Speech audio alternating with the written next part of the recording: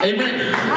Now I want to warn each and everyone, even those that will be watching this video online, do not come with your dreams to them. Do not bring your visions to them. As ons sê, hulle is 'n drome en visioene die anders wat die Here begin gebruik het, laat doodgemaak. Hierso ek sal jouself wakker bel en by jou skalpos opdag. As ons sê, amen. Halleluja. Ek beskerm hulle tot die dood toe. You will not kill destinies that are about to be birthed. As ons sê, Hallelujah. yeah?